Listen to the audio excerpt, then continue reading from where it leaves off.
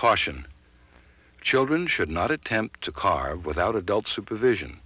Please exercise extreme caution when handling knives. The producers and distributors of this program are not responsible for injury resulting from procedures described or demonstrated in this video. Please carve carefully.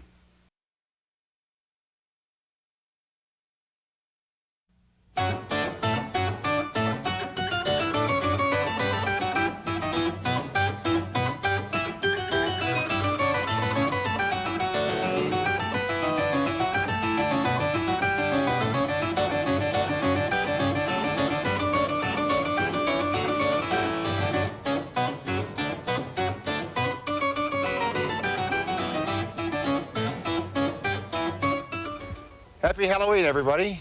I'm Gordy Falk.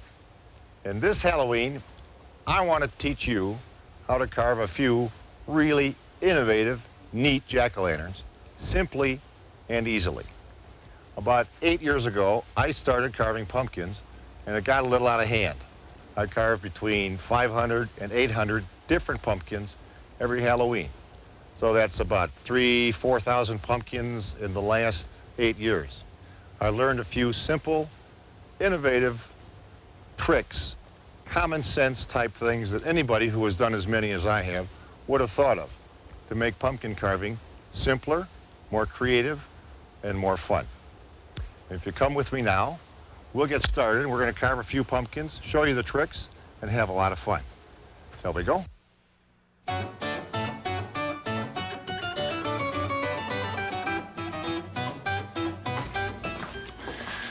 We've got a nice little 5-pound pumpkin here, and the first thing we have to do is get the top off. Most people make an elemental mistake. The pumpkin is a great, big, huge piece of God's creation, and they want a great, big, huge knife. And they reach in the drawer and pull out something that you could probably win the Peloponnesian Wars with. Now, you pick a knife like this, you are doomed to carve straight lines. Because, and we'll use the back side of this pumpkin, which is the practice side, you stick it in and you cannot make a turn. It is a straight line. What you want to do, and this goes for detopping, and we'll get more into the selection of knives for the actual face itself a little later on, you want to pick one of the skinniest knives in your drawer. This knife is a fruit knife. It's sharpened on both sides. It is very narrow from front to back, and it costs about $1.79 in most grocery stores. It does a beautiful job of detopping and also carving. I'll be using this knife most of the day. We'll again go on the practice side here, and you can see how easy this goes in and how you can make nice curves with it. This is a good way to make the top. Stick it in. Now you notice while I'm carving, the knife is in at about a 45-degree angle. You don't want to go down like this because when you get your top off and you put it back on, it'll disappear into the insides. You want to make sure that the top, when it rests on it, has a place to rest. When I get around to where the top started, I make a little bit of a curlicue. You can carve a square, or there's any number of ways to do it.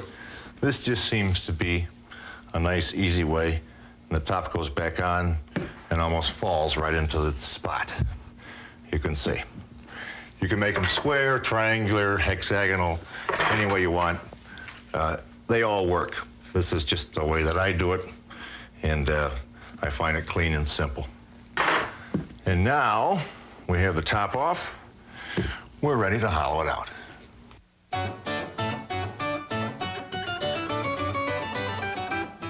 All right, we got the top off, and we're ready to take out the insides. Some people would rather slaughter a cow than take the insides out of a pumpkin, but it's really pretty easy if you know a few tricks. The object, again, is pick the right tool. I use an old spoon with a wood handle, a nice stiff shaft, and it works pretty well. it works a lot better than putting your hands inside and getting all gunked up. It's not necessary. What I do is make a scraping motion along the sides, and in a minute or two, it's done. You're making the same motion the entire time. You're just rotating the pumpkin around and around and down and down. And if you have any luck at all, at the end, you get to the bottom, you scrape sideways, straight down, because that's where it's attached to. And you got it all in one nice big lump. And, Lord willing, pumpkin is almost clean. We didn't say you could do this in a suit, but it's good enough to carve.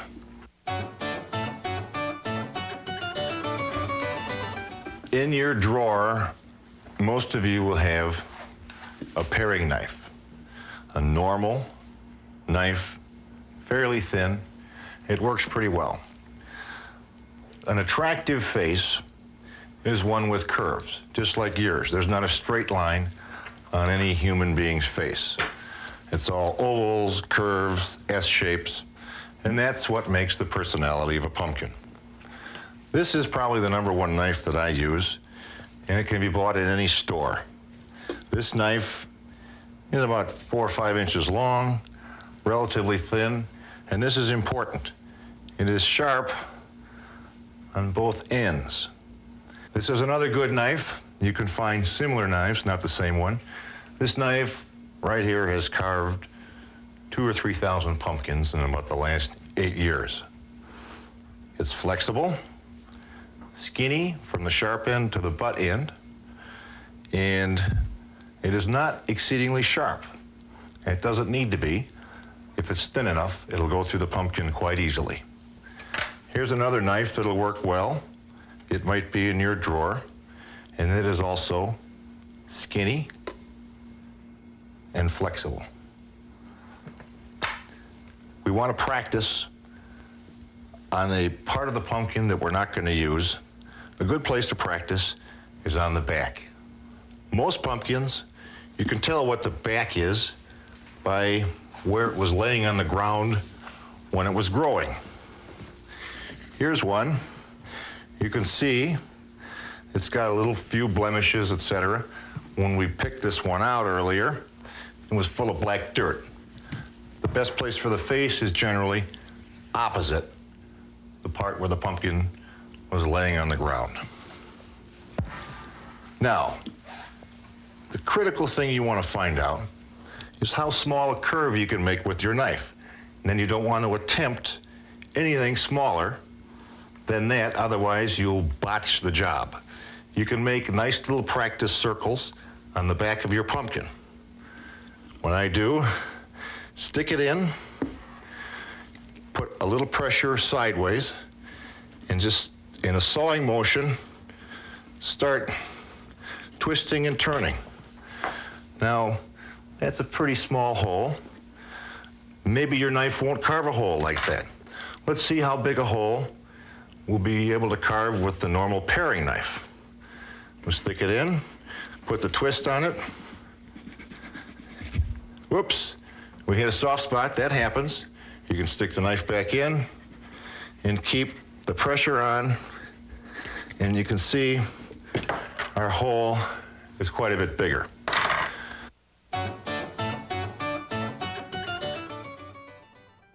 For little kids, like my pal Lindsay here, I recommend the pumpkin cutter. It's safer than a regular knife. It is easy to use. It has no sharp edges, and you can carve a terrific face with it. And remember, kids, always use the pumpkin cutter with your mom or your dad. Great. Good advice. Now we're ready to think about putting a face on this guy. Most people, unless they know exactly ahead of time in their head what they want to put on the pumpkin, will draw something first. We're going to use a magic marker, and we're going to put a triangle face on this pumpkin, the traditional pumpkin that's carved with the fat knife. but with a difference. We're going to put a few radiuses on there, and we'll show you how to do that.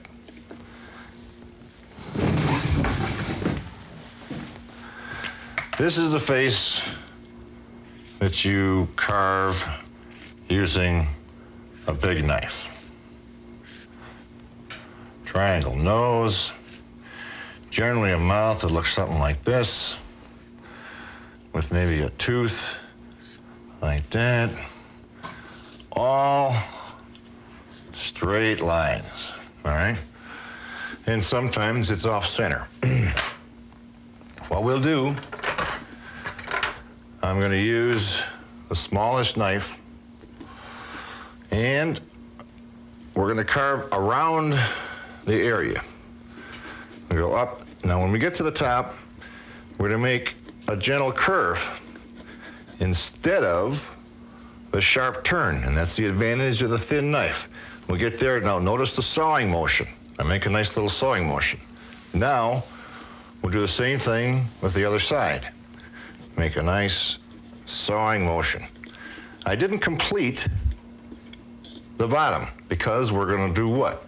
Make a pupil. And I'll draw that so that you can see. It's gonna be like that. I'll stay on the inside of it so it doesn't show up on the pumpkin. The line, well, we can get rid of that later. Just around like that. I put my hand inside, and you notice I'm holding my finger on the thing, because once in a while you don't get a clean cut, and you can push out from the inside with your finger. Now what I also did, I bent this thing, and I want it to stay in there. The time-honored way of fixing pumpkins, and it works extremely well, is with a toothpick. We just press down so that the part is solid along its original fracture.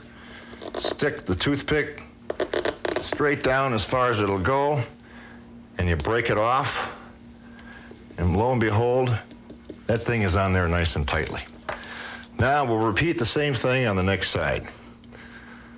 Using the outline of the triangle as our basic area, we'll make our turns, trying to keep the proportions the same, and make our pupil.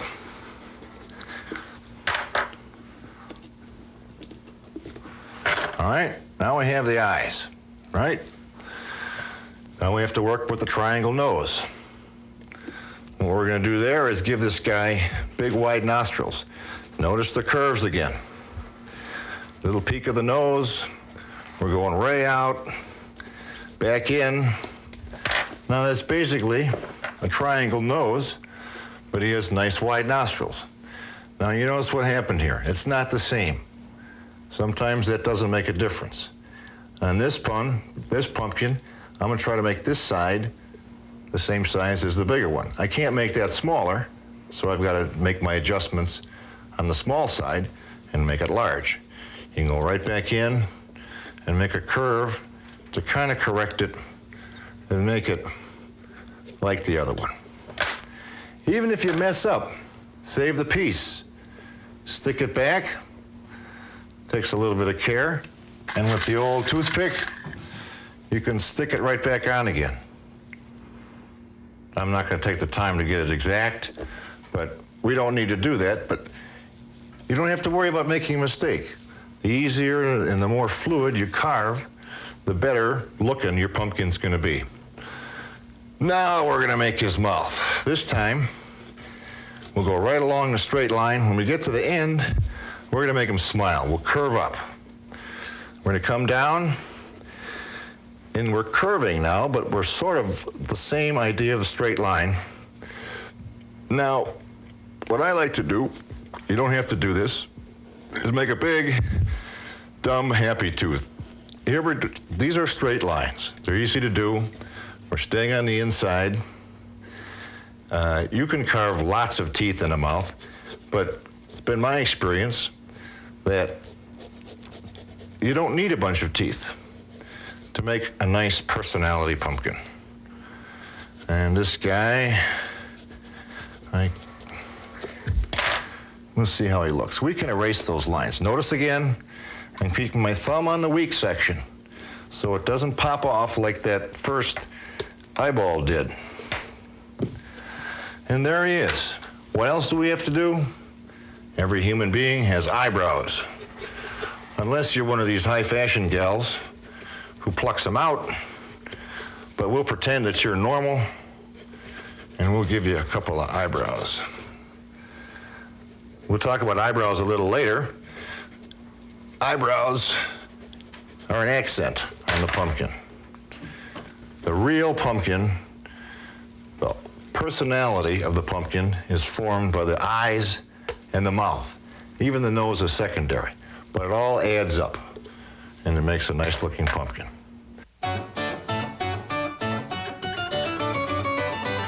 Now that we've finished my twist on the traditional triangle face, we have another pumpkin that we've already marked with my favorite Halloween face. This is a pumpkin that can be carved with a normal paring knife that most of you have in your drawers. You don't need the real skinny one because the curves are relatively gentle. I'll show you how to do this. This face I started doing when I was a teenager and I've sort of adapted it, but it stayed the same for a long time and it seems to be everybody's favorite Halloween face. Scary and happy, evil and friendly at the same time, if that's possible. Here we go. I always start with the eyes and the small features first. The mouth I save for last because that's the biggest. Now you notice during the sawing motions, where the curves are tightest, you got to saw the hardest and put some good twist on there. You can practice that on the back of the pumpkin if you want. I'm also staying outside the lines so that the dark marks come off with the piece. We'll do the nose. We save the biggest piece for last, and that's the mouth. The reason for that is the small pieces are hard to carve. They take a lot of twisting and turning sometimes. And if you take the mouth out first, the structure in the front of the pumpkin is going to be so weak that the thing is going to be wobbling in and out when you do a small section. Ready for the mouth. Also, you can't be afraid to cross over. And I'll show you what I mean when I get up to a corner. I'll purposely make a mistake. Notice how I'm backing the knife out a little bit to make the sharp curves. Now let's say you make a mistake like this. You go, oops, and that happens. You don't worry about that. I don't know if you can see that line there, but it's carved all the way up there. That won't show. In fact, that'll weld back together again. You just carve where you wanted to start from. And we'll make the bottom of the pumpkin. You notice also that there are no teeth in this guy. And most of the curves are fairly gentle. And I'm still using the sawing motion. If I'm lucky, it'll come out in one piece. Now, the only problem with this face is that he's a little weak. If you have a problem with that, you can reinforce it with toothpicks. We won't draw this guy on. I've carved this face a number of times. You may recognize, as I go along here, some of the features.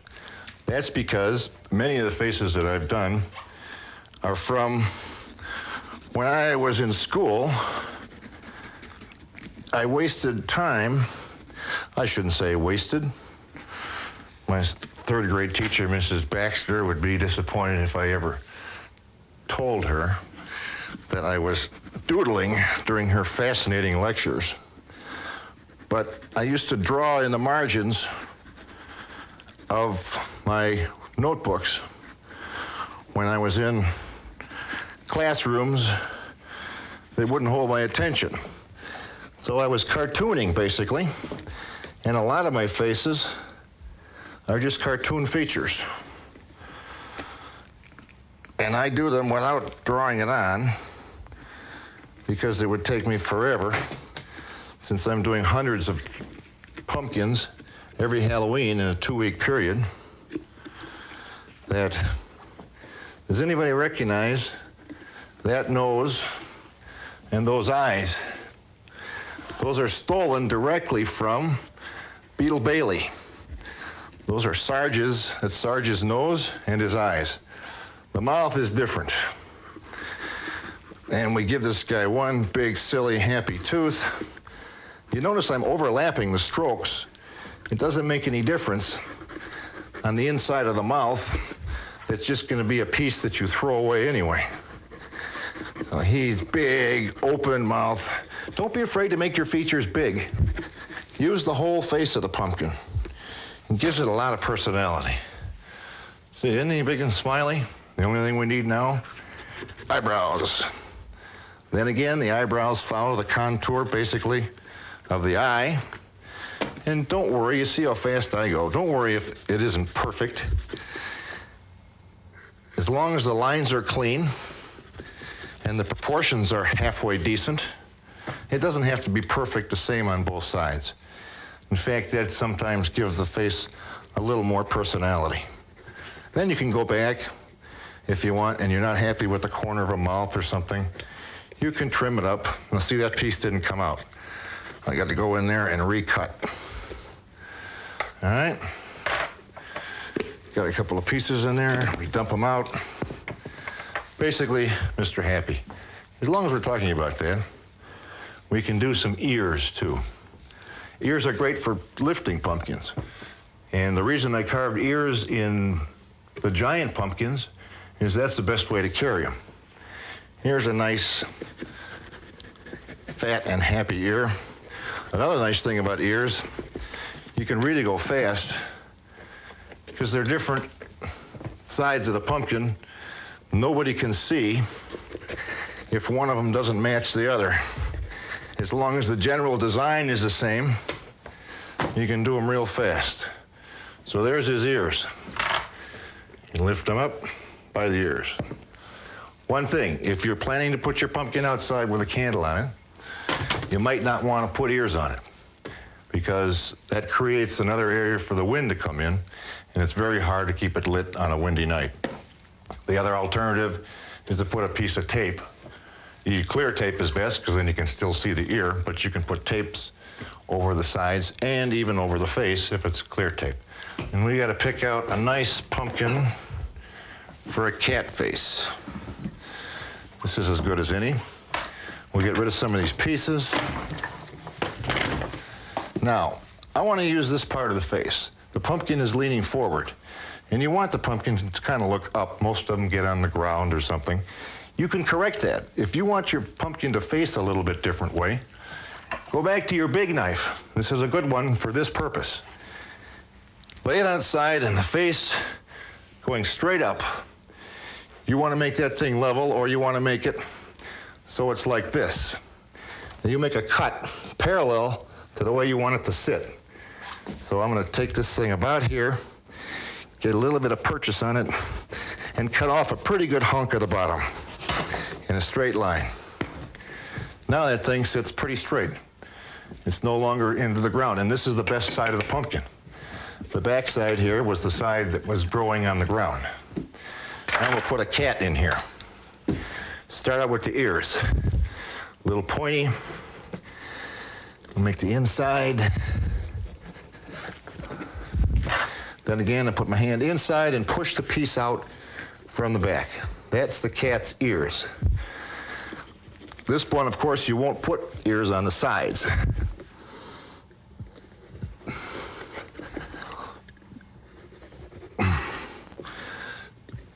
Then again, you can see that they're not symmetrical. They're not the same. It doesn't make much difference. You know how funny Bill the Cat is if you ever read Bloom County. That's the one messed up cat, but he sure is popular. And nothing on him is symmetrical. Cat ears. Cat's eyes are kind of sinister. And they look like a seed or an almond or a fish without a tail.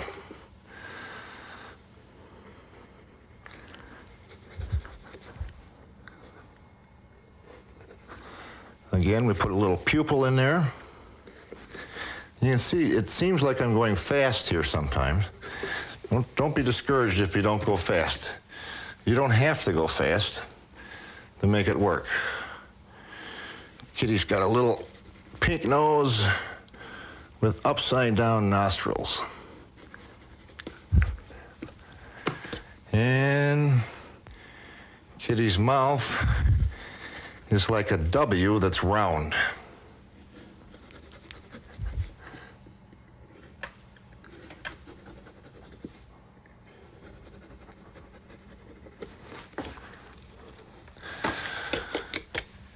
Awfully big ears. This must be some sort of exotic Chinese breed. Now the only thing the kitty needs is what?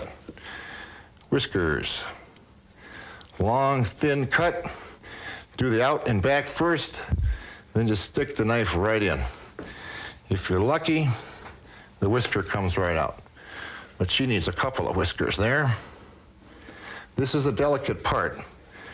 So when you're doing cat, make sure it's not the first pumpkin you do, or you have a good chance of messing it up.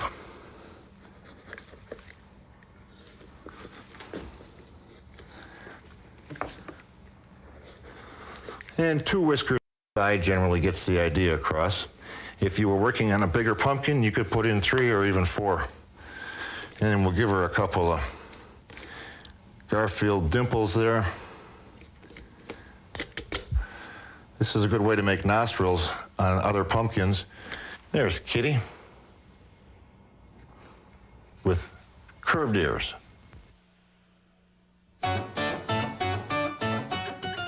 There are many things to tell you about candling. The easiest part is getting the hole in the bottom. We go back to the big knife again.